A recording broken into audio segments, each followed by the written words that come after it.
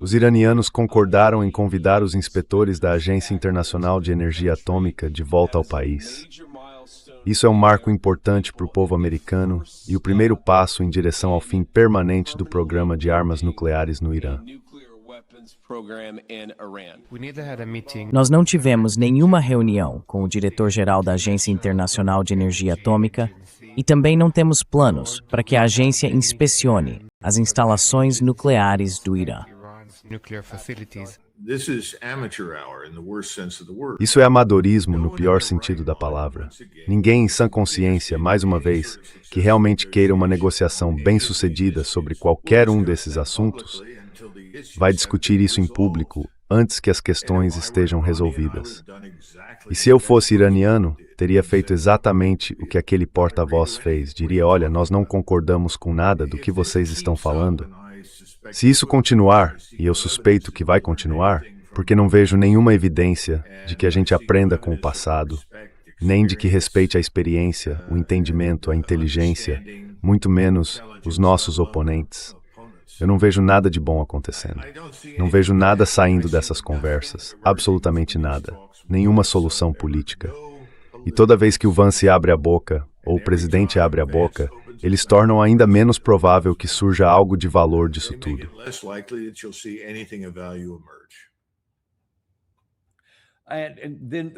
Então, para onde a gente deve ir a partir daqui?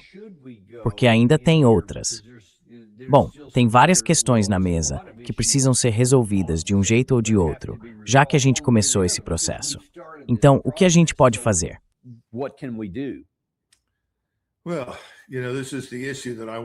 Olha, esse é exatamente o tema que eu quis abordar no meu artigo no Substack, chamado Dia do Julgamento da Guerra de Trump. Não existe uma solução política para tirar a gente desse atoleiro, mas existe uma solução militar. E só uma: a gente se retirar. Agora, por que faríamos isso?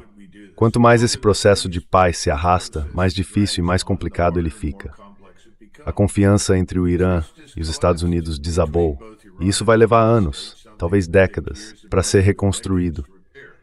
E lembre-se, Israel continua totalmente, absolutamente desinteressado em qualquer tipo de acordo. Então isso é algo que o presidente não tem como superar. Na minha opinião, o presidente está sob pressão. Sobre o que exatamente eu não sei dizer, mas é muito claro que ele está sob pressão. E o lobby judaico, ou Israel, chame como quiser de forma geral, seus agentes nos Estados Unidos têm alguma coisa contra ele, estão segurando ele por isso.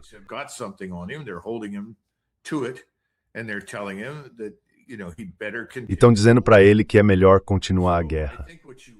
Então eu acho que o que a gente vê no Trump de vez em quando são esses surtos de raiva e frustração que tem menos a ver com os iranianos e mais com o fato de que ele tenta tranquilizar as pessoas que o colocaram na Casa Branca, as pessoas que gastaram centenas de milhões de dólares para levá-lo até lá, desde o começo. Ao mesmo tempo, ele ainda tenta apresentar alguma coisa que possa chamar de sucesso. Eu não acho que isso vai acontecer. Então, o que a gente realmente precisa fazer para convencer os iranianos de que estamos falando sério é se retirar. A gente precisa desmontar nossa posição na região. Podemos dizer aos iranianos o que quisermos, mas a menos que eles vejam a nossa saída, uma retirada capaz de neutralizar a inevitável bomba israelense que está pronta para explodir, o presidente vai ter que agir.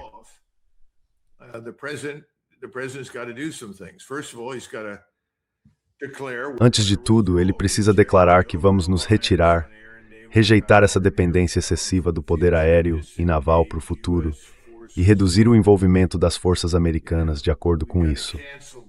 Sabe, a gente precisa cancelar os contratos de defesa para reconstruir bases na região. Isso não está sendo feito agora.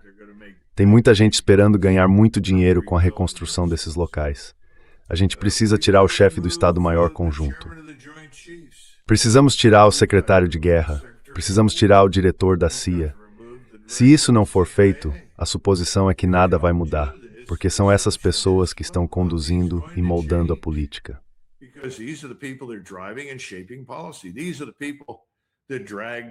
Essas são as pessoas que arrastaram o presidente Trump para a guerra.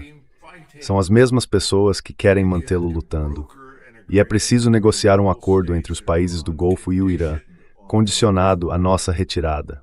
Agora, isso não é algo que ele precise necessariamente admitir logo de cara, dizendo, vou tirar todas essas pessoas imediatamente, embora isso devesse acontecer em breve.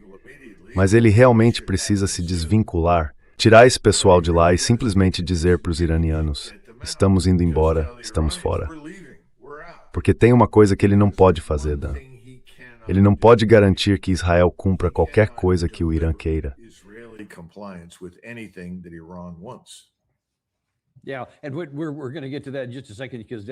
E a gente vai chegar nesse ponto em um segundo, porque isso é um problema bem maior do que muita gente imagina. Bem maior mesmo. Mas olha, deixa eu te dizer, o maior obstáculo para isso que você acabou de descrever é o próprio presidente Trump. Ele postou isso no Truth Social há poucas horas. E ele entra nesse assunto dizendo algo como: e apesar das reclamações e das declarações falsas em sentido contrário, junto com o barulho das notícias falsas, o Irã precisa tentar fazer com que a vitória dos Estados Unidos pareça o menor e mais insignificante possível. O Irã concordou total e completamente com os mais altos níveis de inspeção nuclear no futuro. Infinito.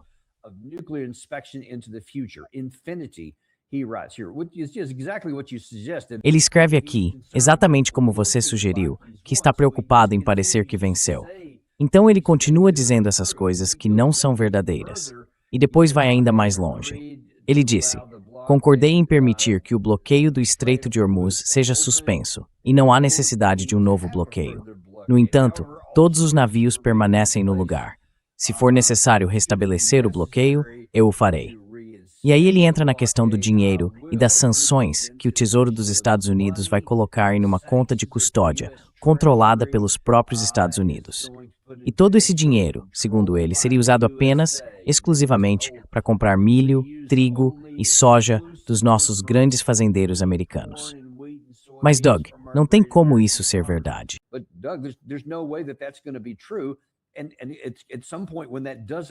Em algum momento, quando isso não acontecer, apesar do que até os iranianos disseram aqui, se eles nunca concordarem com isso, obviamente isso não vai ser verdade.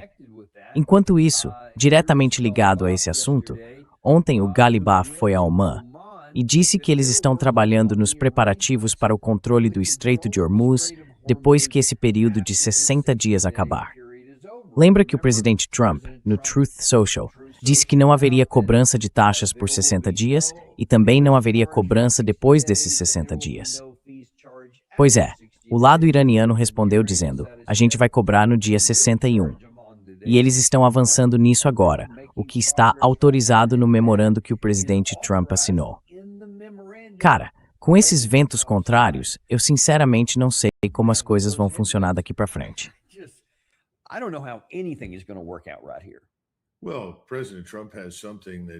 Bem, o presidente Trump tem algo que todos os seus oponentes não têm, o povo americano.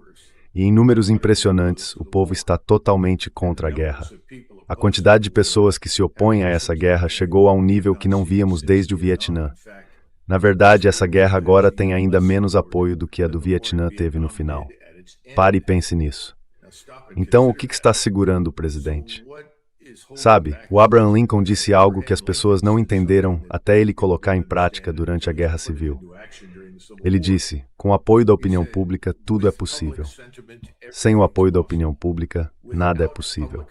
Pois bem, neste momento, todas essas pessoas, seja o Lindsey Graham, o Tom Cotton, o Chuck Schumer ou qualquer outro lá no Congresso, estão, pegando seus cheques do AIPAC e dizendo, vai lá, bombardeia eles até a Idade da Pedra.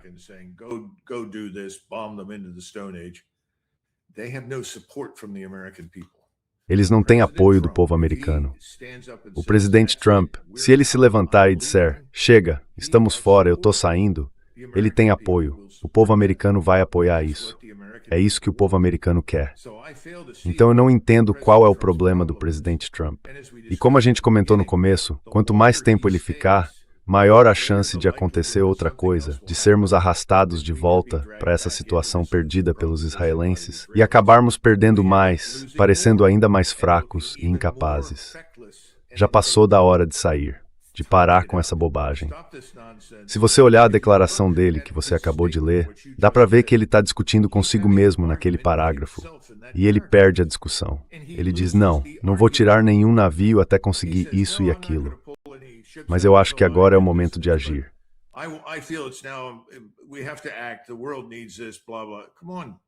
O mundo precisa disso, blá blá blá. Vamos lá, presidente Trump, decida-se de uma vez. O que diabos o senhor está fazendo? E dá para ver claramente que ele está com dificuldade, sem nenhuma dúvida. E não precisava estar.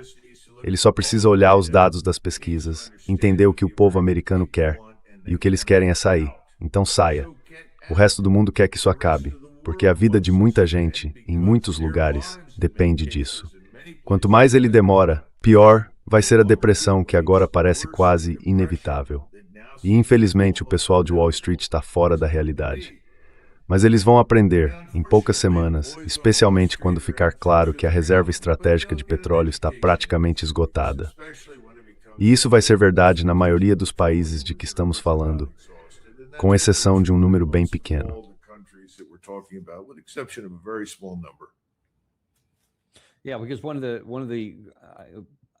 Porque um dos presidentes, eu não sei se ele não percebe isso, ou se simplesmente está tapando os olhos e dizendo, não vejo nada. Não sei. Mas a questão da reserva estratégica de petróleo era real e legítima. Agora, esse comentário dele, de que o petróleo deles está jorrando, eu não sei se ele não entende que isso é só por causa dos navios que estavam parados lá e agora estão tentando sair, embora não em grande número. Mas vai levar muito tempo até que esse petróleo chegue, mesmo que tudo continue aberto. E de qualquer forma, a gente ainda vai continuar usando aquela reserva estratégica de petróleo.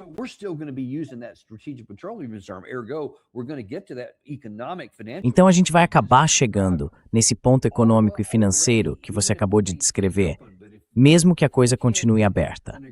Mas, se não conseguirmos um acordo e tudo voltar a ficar fechado, e já vamos entrar nessa questão do Líbano, aí sim vai ser um problema sério. Mas é interessante. E tem mais um obstáculo que pesa contra o presidente Trump, fazer exatamente o que você sugeriu, que vem do círculo mais próximo de alguns dos seus amigos mais inclinados à guerra. Um deles, inclusive, é um ex-amigo seu e meu, o ex-assessor de segurança nacional, John Bolton.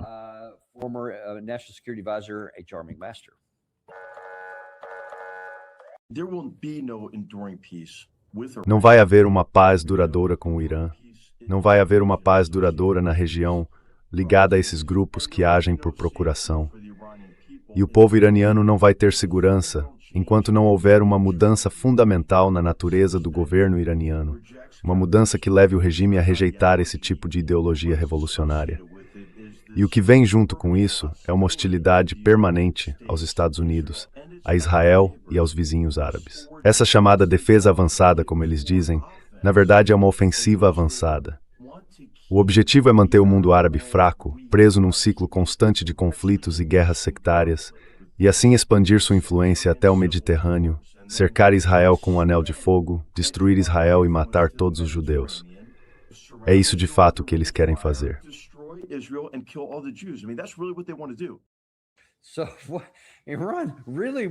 Então, o Irã realmente quer destruir Israel e matar todos os judeus, mesmo tendo judeus que vivem lá. Na verdade, alguns até fazem parte do parlamento iraniano. Eu não sei por que ainda não foram mortos. Mas é essa hostilidade permanente. Por que você acha que eles são tão hostis assim? Talvez seja porque a gente tem assassinado os líderes deles, os generais, os cientistas, e entrado em guerra com eles 2 vezes num intervalo de mais ou menos 8 meses. Eu não sei. Doug, talvez eu esteja ficando louco aqui. O que você acha?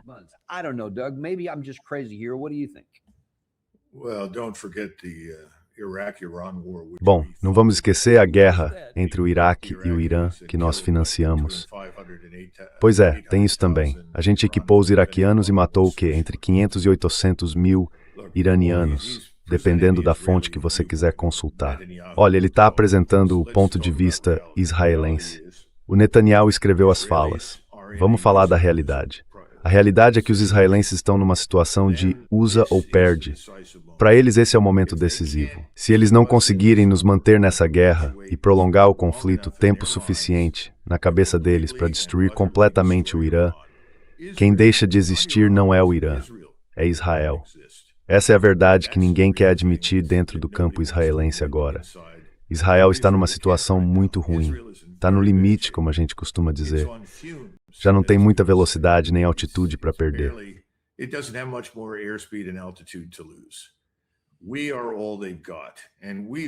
Nós somos tudo o que eles têm. E nós, desde o começo, temos agido como um braço das Forças Armadas de Israel. Não é por acaso que todos esses comandantes do CENTCOM correm para prestar homenagem ao Sr. Netanyahu e receber suas instruções. É isso que vem acontecendo já faz um tempo. Isso acontecia há anos, mas só agora está ficando dolorosamente óbvio. Se eles não conseguirem manter as Forças Armadas dos Estados Unidos envolvidas, Israel pode acabar ruindo, porque Israel não é um país robusto. Israel perdeu muita gente. As pessoas ao redor já estão de saco cheio de Israel, e ele talvez nem perceba isso. Não perca tempo conversando com os chamados elites dos Emirados e desses outros países que são basicamente instalações de petróleo com bandeiras.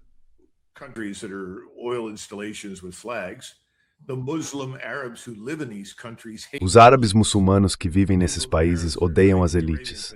Os árabes muçulmanos que vivem na Península Arábica odeiam Israel. E odeiam a gente porque somos nós que tornamos Israel possível. Essa é a verdade. E o Irã não tem interesse de longo prazo em estar em guerra conosco. E aliás, ninguém, absolutamente ninguém, fala da Turquia. E os turcos merecem ser mencionados aqui, porque o ódio lá está fervendo. O ódio contra Israel e a raiva contra nós. E isso não é algo novo, mas chegou ao ponto mais alto de todos os tempos. E há um medo real de que se a gente sair, Israel vai ficar totalmente sozinha.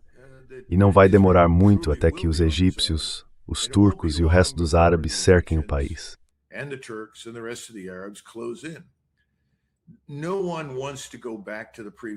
Ninguém quer voltar ao antigo status quo. Todos eles vão te dizer em particular que o Sykes-Picot acabou.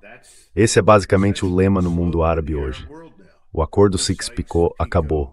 Você não vai chegar a lugar nenhum tentando mudar isso. Os libaneses não vão se curvar nem se submeter a Israel. Isso simplesmente não vai acontecer. Então, o ponto agora é bem simples. Os israelenses vão fazer tudo o que puderem para evitar qualquer tipo de acordo. Eles veem qualquer acordo, qualquer Chris.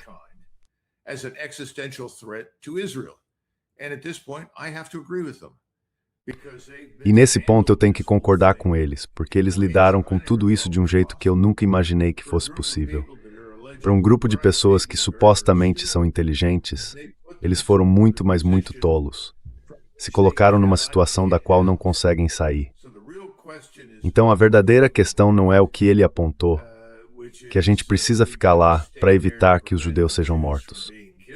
Eu acho que os judeus sabem disso. Mas isso não foi algo imposto a eles. Não era assim anos atrás, quando tudo começou, mas agora é. E não necessariamente serão os iranianos que vão fazer isso. Então, nesse momento, o que é que a gente pode fazer?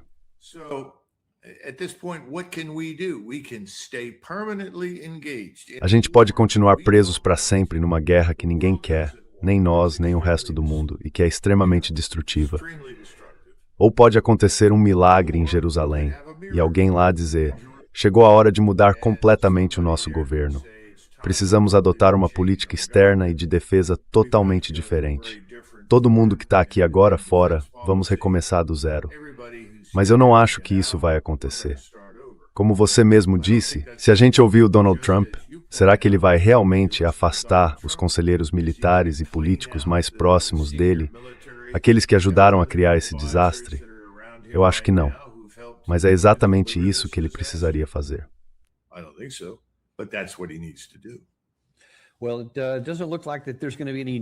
Bom, não parece que vai haver nenhum avanço a curto prazo sobre isso dentro do governo israelense.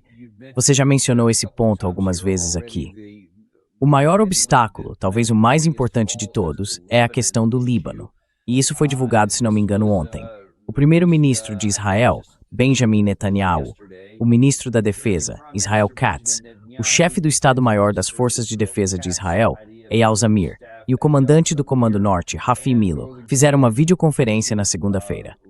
Em um comunicado conjunto, eles disseram que as forças de defesa de Israel vão continuar agindo de forma decisiva para impedir ameaças contra seus soldados e civis, destruir a infraestrutura terrorista e manter a zona de segurança no sul do Líbano.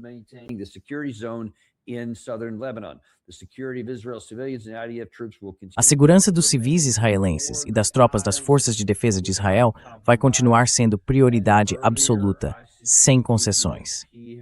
Um ex-primeiro-ministro procurado pelo Tribunal Penal Internacional, é disso que o Dropside estava falando, Benjamin Netanyahu, disse o seguinte: minha orientação e a do ministro da Defesa para as forças de defesa de Israel é clara e não mudou.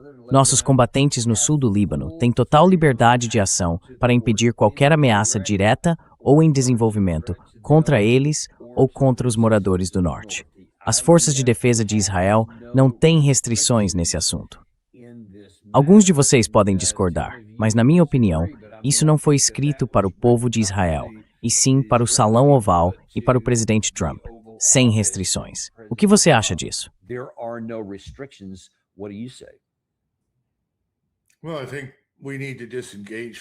Olha, eu acho que a gente precisa se desvincular dessa guerra com o Irã e deixar bem claro que não apoiamos o assassinato em massa, nem a exterminação das pessoas que vivem no Líbano.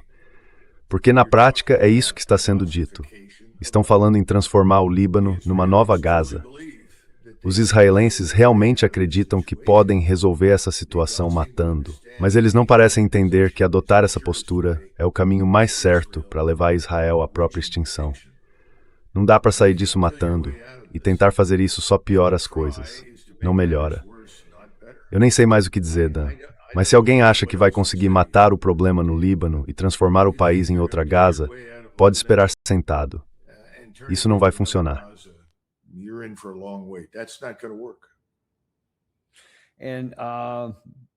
E olha, tem algumas questões maiores aí. Na verdade, é uma questão bem grande.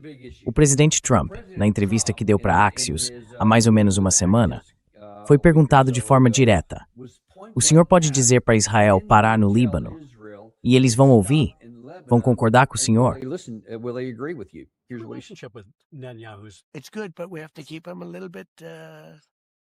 É bom, mas a gente precisa segurá-los um pouco. Você vai conseguir impedir que Israel ataque o Líbano? Sim, vou sim. Eles têm muito respeito por mim e fazem o que eu mando.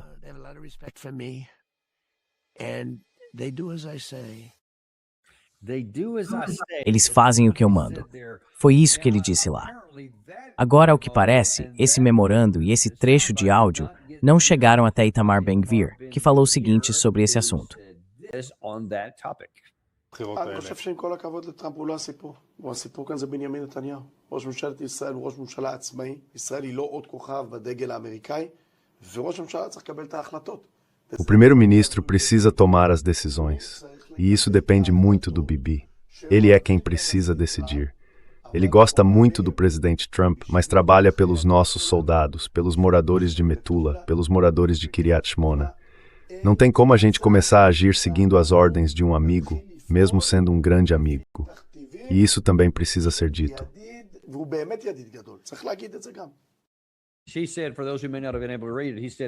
Ela disse, para quem talvez não tenha conseguido ler, que ele falou algo como: olha, a gente gosta do presidente Trump, mas vamos agir do nosso jeito e não vamos deixar que ele nos diga o que fazer.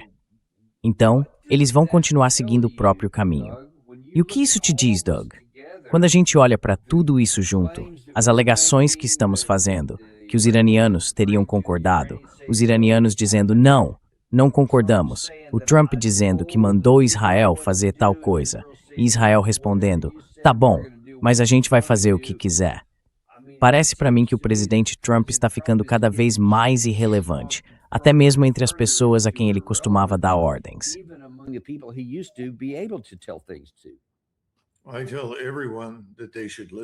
Eu digo para todo mundo que devia ouvir o Ben-Gvir. O que ele fala é exatamente o que o governo pensa e, para ser sincero, o que a maioria dos israelenses pensa também. E a expectativa, embora ele não tenha dito isso abertamente, é que nós sejamos os servos da grande Israel, e que nós, as Forças Armadas, continuemos envolvidos até que a visão dele de mundo se realize, a visão de Ben-Gvir, que é a grande Israel. É com isso que o presidente Trump precisa lidar. Será que o presidente Trump pode ir lá e conseguir uma declaração de guerra contra o Líbano? E, aliás, contra qualquer outro país, inclusive o Irã, ou qualquer outro país árabe da região, ou até a Turquia, só para satisfazer as exigências do Ben-Gvir? Será que ele consegue fazer isso? Bom, a atitude do Ben-Gvir é a seguinte: passamos 30 anos comprando políticos. Agora é hora de eles pagarem a conta. Temos o melhor governo que o dinheiro pode comprar. E o governo está sendo comprado. Fim de conversa.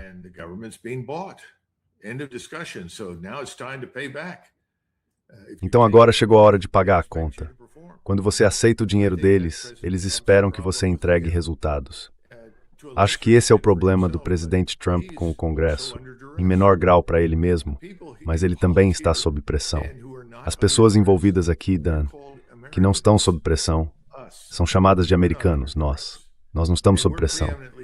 E estamos, acima de tudo, preocupados com os interesses do povo americano. Seus interesses estratégicos, seus interesses de segurança. E eles não veem o assassinato em massa ou a extinção de pessoas que vivem em Gaza, no Líbano, no Irã ou em qualquer outro lugar como algo ligado à nossa segurança nacional. Isso não faz sentido para a gente. Agora o presidente Trump precisa decidir de que lado ele realmente está. Ele vai ser o presidente dos Estados Unidos ou vai ser o principal representante diante do povo americano, do poder israelense e judaico internacional? Essa é a questão, não. That's the question. E sabe, Doug, já saíram algumas pesquisas públicas, mas eu também tenho uma boa fonte dizendo que a Casa Branca faz suas próprias pesquisas internas, que não são divulgadas. E essas pesquisas mostraram para eles, já faz algumas semanas, basicamente o que você acabou de dizer, que a população americana em geral, até mesmo gente do chamado MAGAverso, começou a dizer, olha, isso é um desastre. Essa guerra é um desastre. A gente devia sair disso e parar de ceder automaticamente a Israel. Isso parece ter mudado o jeito do presidente Trump falar. Coisas que ele vinha dizendo, tipo, sabe, eu digo para eles o que fazer, ou eles são o parceiro menor, esse tipo de coisa.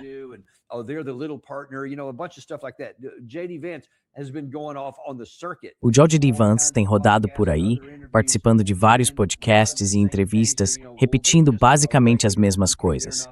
Tipo, eles são só um país comum, não tem nada de especial. Mas até agora, nada de ação concreta. Você acha que eles vão conseguir, percebendo essa mudança que você acabou de mencionar, que o governo, ou seja, o Trump, vai realmente agir para dar força a esse discurso? Ou acha que tudo vai continuar só na conversa? E que os israelenses vão seguir fazendo o que quiserem com o nosso material?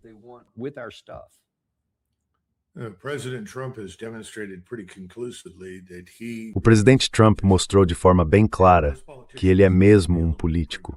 E a maioria dos políticos gosta de ficar um pouco em cima do muro. O que isso quer dizer? Que ele tende a tentar encontrar uma posição em todos os lados da questão. Ele não costuma tomar uma decisão que possa ser vista de qualquer maneira como realmente decisiva. Agora, isso pode mudar? Sim, eu acho que pode. Mas é importante entender, quando é que a Revolução Francesa realmente começou? Ela começou quando o povo de Paris não conseguia mais comprar pão.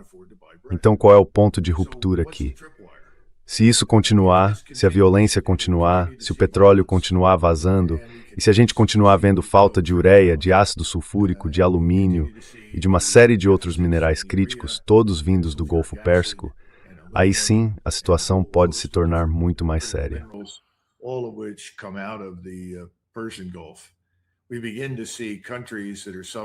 A gente começa a ver países sofrendo com a fome. Começa a ver o nosso próprio povo. As pessoas estão percebendo que não é uma questão de queda na demanda. Isso é bobagem. O problema é a destruição da oferta. O que aconteceu com as cadeias de suprimento? Onde estão as coisas que normalmente estão nas prateleiras? Quando esse tipo de situação começa a acontecer, a pressão fica enorme. Agora eu preferia que o presidente não esperasse até lá. Acho que seria melhor o presidente agir com firmeza agora e dizer chega, estamos fora. E depois virar para os iranianos e dizer: esses são os nossos interesses. Estamos fora. Respeitamos os interesses de vocês. É assim que a gente enxerga os seus interesses.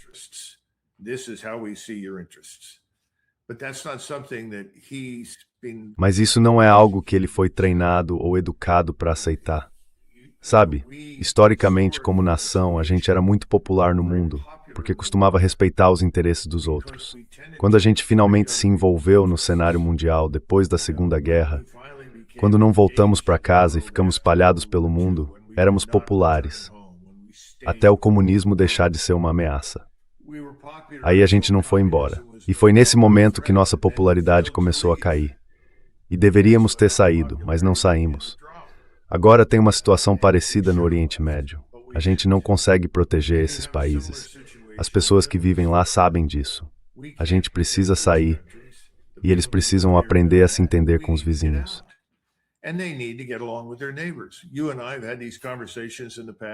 A gente já teve essas conversas antes sobre a Rússia. Sabe, os lituanos, letões e estonianos adorariam fazer com a gente o que os israelenses fizeram e nos arrastar para uma guerra que não precisamos travar contra a Rússia. A gente não vai fazer isso. Mas deveríamos ser um pouco mais diretos com as pessoas e dizer: olha, vocês moram aí, nós não. Tentem se entender com seus vizinhos. Não esperem que a gente bata nos seus vizinhos para colocá-los na linha. Infelizmente, neste momento estamos batendo em todo mundo para satisfazer Israel. E isso não está funcionando. É uma catástrofe para nós e para o mundo. Eu acho que o presidente Trump sabe disso, mas ele está sob pressão. Ele não pode simplesmente desligar tudo. He can't simply pull the plug.